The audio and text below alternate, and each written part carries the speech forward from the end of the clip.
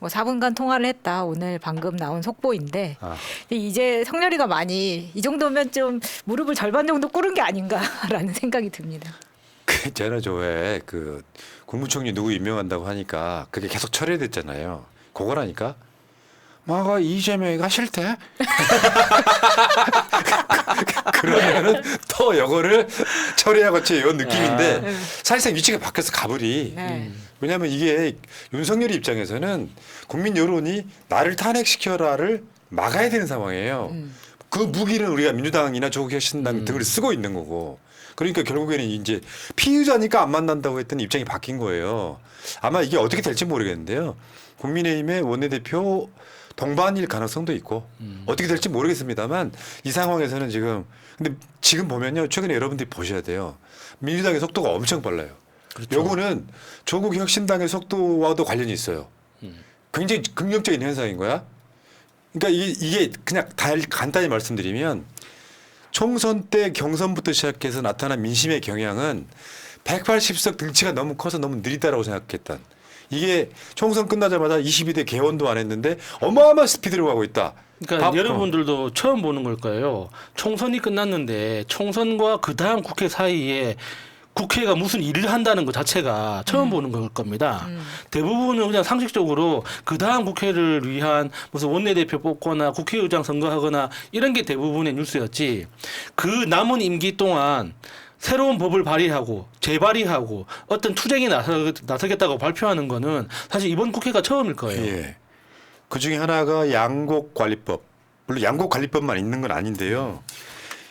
제가 며칠 전에 말씀드렸죠. 국민의힘 뒤흔들 수 있는 최고의 카드가 양곡관리법이라고. 왜냐? 농촌 지역 국회의원들이 국민의힘에 어마어마하게 많습니다. 근데 이 민심을 확인하고도 양곡관리법을 반대할 수 있겠냐. 그걸 민주당이 지금 본회의에 직회부를 했어요. 왜 직회부를 이렇게 했을까요? 법사위원장이 김도읍이라 그렇습니다. 네. 법사위원장이 김도읍이라 그래서 법사위원장을 민주당이 가져오야 된다는 논리를 이렇게 만들어 가고 있는 거야. 빌드업이 이렇게 되고 있는 거죠. 윤석열이 거부권 행사한 것 중에 첫 번째가 양곡관리법이에요. 요거 지금 이번 국회 때 통과시키겠다는 거잖아요. 정말 양곡법을 내세운 것 자체가 적절한 것 같아요. 하나님 항상 설명하셨던 것처럼. 그러니까 총선 투표 결과만 보면 왜 저렇게 하나, 민주당이 왜 저렇게 해야 되나 하는 생각도 한편 들기도 하지만 먼 그 미래를 생각한다면은 당연히 해야 되는 일이죠. 그러니까 이게 그 국민의힘의 반대 논리가 그거잖아요. 이런 식으로 쌀 농사를 계속 장려하게 되면 농촌 구조조정이 안 된다. 이 논리잖아요. 근데 일단 지금 죽어가는 사람은 살려놓은 다음에 그 다음 경쟁력을 고민해야지. 사람들이 다 죽은 다음에 마련하면 무슨 소용이 있습니까? 근데 문제는 이런 것도 있어. 양곡관리법이 저쪽의 표를 흔들기 위한 목적이 아니고요. 명분은 뭐냐면 민생법안인 거예요. 그래서 지금 죽어가는 농촌 살리자는 이 대의 명분에 대해서 반대할 수 있겠냐. 그냥 국민의힘에서 있잖아요. 경북의 그 농촌 지역에 있는 국회의원들. 경남 등의 농촌 지역에 있는 국회의원들이 양곡관리법을 거부할 수 있겠냐. 그러면 이게 국민의힘 흔드는 카드로 최고지만 민생으로도 최고의 카드다. 그다음에 그 민생 관련해서 민생 지원 회복 지원금 25만 원. 이것도 민주당이 지금 엄청나게 빠른 속도로 지금 압박을 하고 있어요. 말하자면 지금 4월 달이잖아요. 근데 원래 나라 예산이라는 게 중간에 가다 보면 필요한 돈을 추경하잖아요. 돈을 더 쓴단 말이에요. 그래서 15조를 딱 추경하자고 지금 압박을 했어요. 그러니까 지금 25만 원 민생 회복 지원금은 13조가 나오는데 거기에 기타가 있어요. 기타가. 2조를 더 쓰는 이유가 있어요. 네. 이게 합쳐가지고 15조 추경하자고 나옵니다. 일단 국민의힘에서는 관성대로. 얘네들 정말 이상한 놈들이야. 관성대로 반대를 해. 결국엔 민심이 더 멀어져 가는 거거든요. 이게 너무 상식적이지 않은 거죠. 대부분은 여당에서 뭔가 정책을 제안하고 야당에서 반대를 해야 되거든요. 근데 지금 윤석열 정부의 특징이 그거잖아요. 하고 싶은 일이 아무것도 없어요. 하려고 하는 것도 없고 그러니까 하다 못해서 민주당이 이런 정책을 하자 이런 걸 제안하면 여당이 반대를 합니다. 예. 이게 윤석열 정부 초기부터 계속 반복되니까 국민들이 그게 당연하게 생각할 수가 있는데 예. 절대 그런 거 아닙니다. 굉장히 병적인 상황이에요. 예. 왜 민주당이 정책을 먼저 제안해야 됩니까? 여당이 해야 돼요. 여당이 지금 현재 대한민국 경제가 이렇기 때문에 이런 예산을 써야 된다. 그러면 민주당이 나서서 그 예산 너무 많다. 요거는 깎아야 된다. 이렇게 나오는 게 정상이에요. 근데 왜 민주당이 야당인데 민주당이 자꾸 제안을 먼저 합니까? 그러면 여당은 계속 반대하고. 예. 그러니까 지금 민주당이 빨라졌다고 하는 게요. 이거예요. 아까 직회부 했던 거 있잖아요. 양곡관리법. 양곡관리법 개정안. 양곡관리법을 조금 더 쉽게 개정을 했어요. 복잡하지 않게. 다른 것도 아니야. 요거를 양곡관리법을 줄 때 그 줄 수 있는 금액의 권한을 기재부한테 넘긴 거예요. 얼마가 됐건 양곡관리법을 통해서 지원해라 이거고. 농수산물 유통 및 가격 안정화법 개정안. 요건 대파랑 연관이 있죠. 그다음에 한우산업지원법 개정안. 한우가 비싸서 못 먹는데 산지에서는 똥값인. 그다음에 농업회의소법 개정안. 그다음에 4.16 세월호 참사 피해 구제 및 지원을 위한 특별법 개정안. 요게 10년이 지났지만 치료받아야 되는 사람도 있어. 특히 정신적인 거. 이게 기간 지났다고 지금 멈춰 있는 상태란 말이에요. 요거 다 민생에 관련된 거거든요. 요거 직회부 해놨어요. 이걸 명문적으로 누가 반대해? 국민의힘만 반대하는 거예요. 한번 지켜보시자고. 그다음에 25만 원. 25만 원 민생회복지원금도 지금 아까 말한 2조가 더 늘어났다 그랬잖아요. 추경할 때. 뭐냐면은 저금리 대환대출 예산 증액 5천억 원. 그 2조가 뭐냐면 그거란 말이에요. 소상공인 전통시장 자금 증액 4천억 원. 소상공인 에너지 지원 비용 3천억 원. 서민금융진흥원 햇살론 출연금 증액 900억 원. 이렇게 해서 대략 2조를 더 넣어서 15조 정도 추경을 하자라고 민주당이 제안을 했는데 국민의힘은 열받는 거 있잖아. 내가 진심으로 담아서 이야기를 하는데 생각해보지도 않고 노 하는 거. 예. 얘들 망하는 거예요. 네가 말하는 건 나는 무조건 반대야 이런 태도잖아요. 그러니까 오죽하면은 조선일보가 지금 국민의힘을 바퀴벌레에 비유를 했겠습니까? 라쿠카라차? 라쿠카라차가 바퀴벌레라는 뜻이래요. 몰랐네요. TV조선이. 네. 그런데 윤석열은 저번에 저 국무회의에서 무슨 사과를 했네 안 했네 하면서 포퓰리즘이라고 얘기를 했잖아요. 마약이라고 돈 했죠. 주는 게. 예, 예. 국민의힘 출마자 중에 낙선한 어떤 후보가 한 말입니다. 언론에. 민생회복지원금 25만 원에 맥을 못 치겠더라.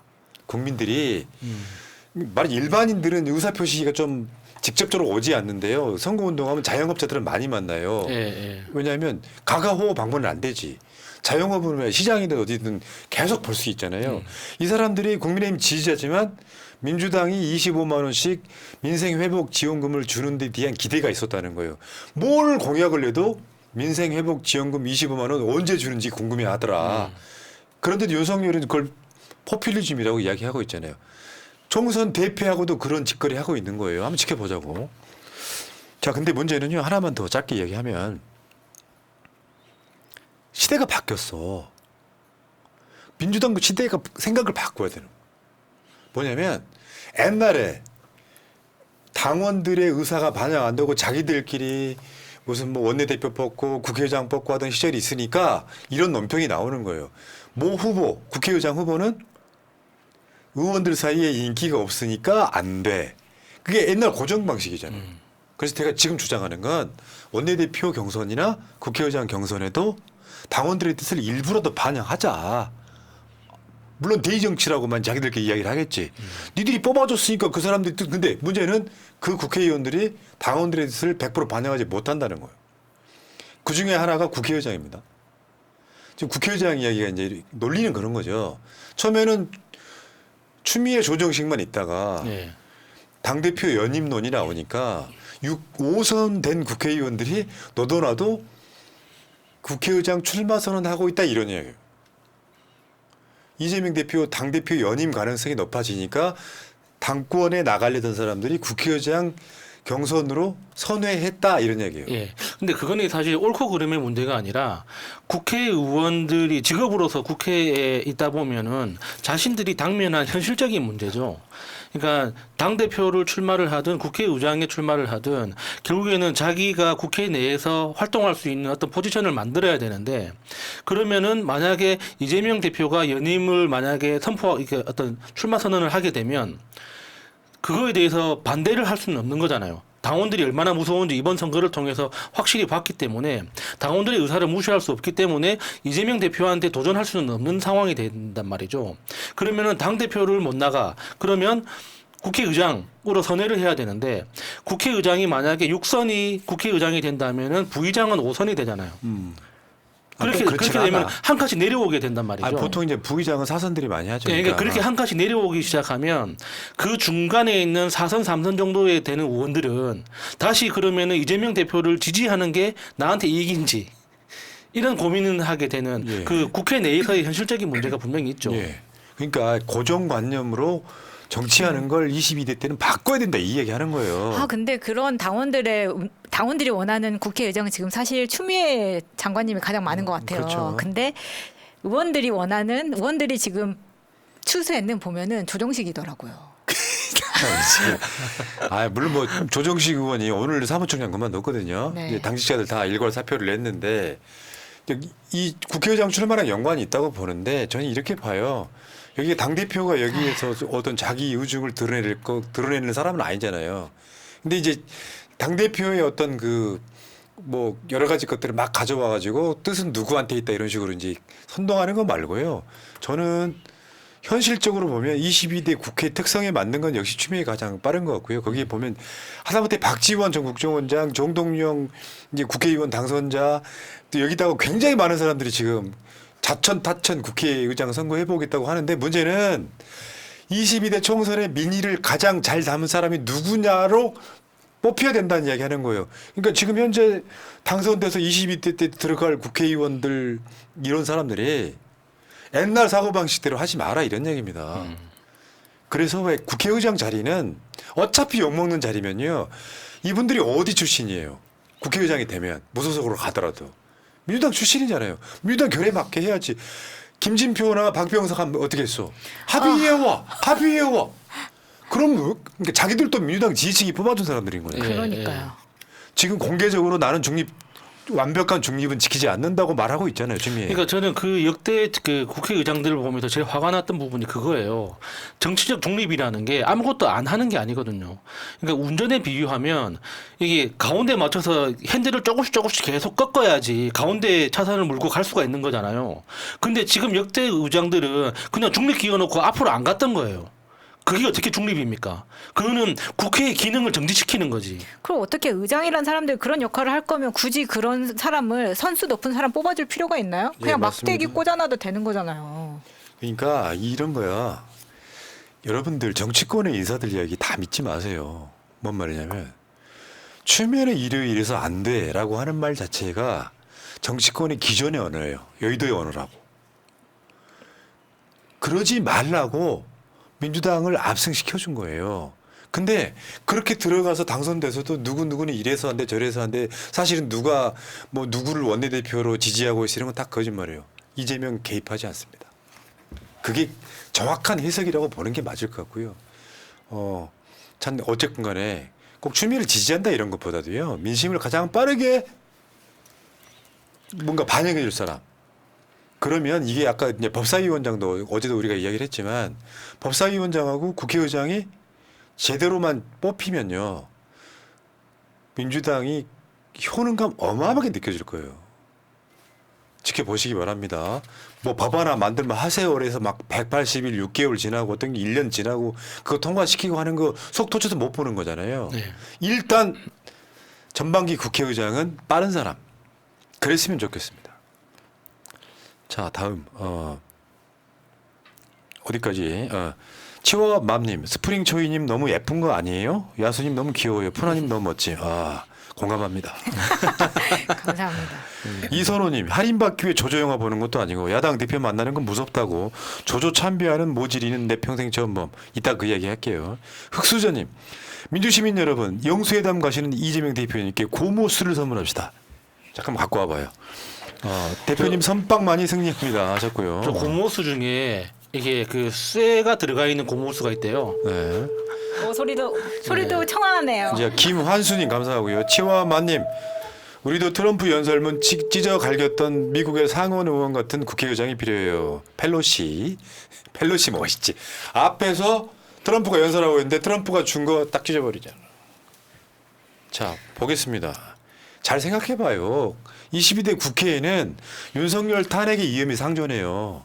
법사위원장이 국민의힘이면 국회의장이 민주당 법사위원장과 같이 합을 맞춰야 돼. 그러니까 국민의힘은 완전히 거기다가 목을 맬 거라고 저는 생각이 들어요.